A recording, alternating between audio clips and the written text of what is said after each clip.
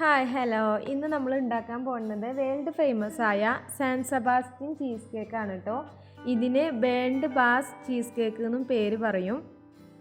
ഇതിന് San Sebastian cheese cake എന്ന് പേര് വരാൻ കാരണം സാൻ സെബാസ്റ്റ്യൻ എന്ന് പറയുന്നത് സ്പെയിനിലുള്ള ഒരു സ്ഥലത്തിൻ്റെ പേരാണ്. അപ്പോൾ അവിടുത്തെ ഒരു ഷെഫ് ആളുടെ റെസ്റ്റോറൻറ്റിൽ സ്വന്തമായി ആൾ കണ്ടുപിടിച്ചൊരു റെസിപ്പിയാണ് ഈ കേക്ക് എന്ന് പറയുന്നത്.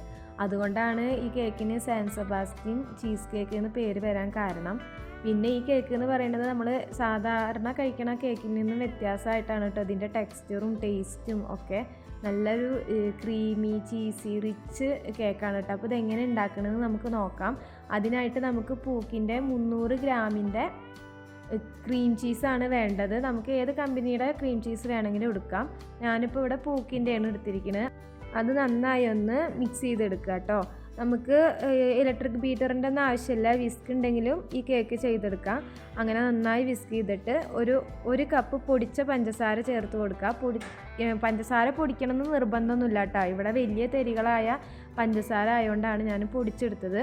അതല്ലാന്നുണ്ടെങ്കിൽ പഞ്ചസാര നേരിട്ടും ചേർത്ത് കൊടുക്കാം കേട്ടോ ഈ കേക്കിന്. അങ്ങനെ പഞ്ചസാരയും ചീസും പാടെ നന്നായി ഒന്ന് മിക്സ് ചെയ്തെടുക്കണം.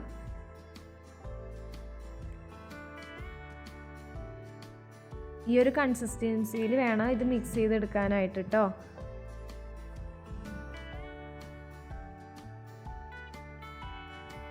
ഇനി ഇതിലേക്ക് വേണ്ടത് 3 മുട്ടയാണ്. റൂം ടെമ്പറേച്ചറിലുള്ള മുട്ടയാണ് എടുക്കേണ്ടത്. 3 മുട്ട ഒരുമിച്ച് ചേർക്കരുത് കേട്ടോ. ഓരോ മുട്ടയായിട്ട് ഇങ്ങനെ നമ്മൾ മിക്സ് ചെയ്തെടുക്കണം. അതുപോലെ തന്നെ നമ്മുടെ ക്രീം ചീസും ഫ്രിഡ്ജിൽ നിന്ന് നേരിട്ടിട്ട് ഉപയോഗിക്കാൻ പാടില്ല. നമ്മൾ എപ്പോഴാണ് കേക്ക് ഉണ്ടാക്കുന്നത് അതിൻ്റെ 1 മണിക്കൂർ മുമ്പൊക്കെ നമ്മൾ പുറത്ത് വെച്ചിട്ടാവണം ഈ കേക്കിന് ഉപയോഗിക്കേണ്ടത്.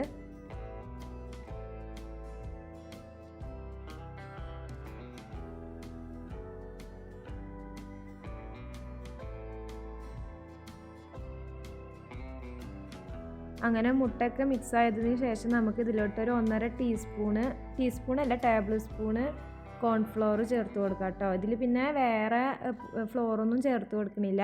പിന്നെ വാനില എസൻസ് ചേർത്ത് കൊടുക്കണം. എൻ്റെ കയ്യിൽ ഇപ്പോൾ വാനിലയുടെ പൗഡറാണ് ഞാൻ ചേർത്ത് കൊടുക്കുന്നത്. ഒരു 1.5 ടീസ്പൂണ് വാനില പൗഡറും ചേർത്ത് കൊടുത്തിട്ട് നന്നായി മിക്സ് ചെയ്തെടുക്കണം. പിന്നെ ഇതിലോട്ട് ഒരു നുള്ളു ഉപ്പും പിന്നെ ചെറുനാരങ്ങ നീരും ചേർത്ത് കൊടുക്കാം കേട്ടോ. ഞാൻ ഉപ്പ് ചേർത്ത് കൊടുത്തു, ചെറുനാരങ്ങ നീര് ചേർത്ത് കൊടുത്തിട്ടില്ല കേട്ടോ. അപ്പോൾ നിങ്ങൾക്ക് വേണമെങ്കിൽ ചെറുനാരങ്ങ നീരും ചേർത്ത് കൊടുക്കാം. അതിനുശേഷം ബേക്കിംഗ് ട്രേയിലോട്ട് ഈ മിക്സ് ഒഴിച്ചു കൊടുക്കുക. എപ്പോഴും ഈ കേക്കിന് ഹൈറ്റുള്ള ബേക്കിംഗ് ട്രേ ആയിരിക്കും കേട്ടോ നല്ലത്.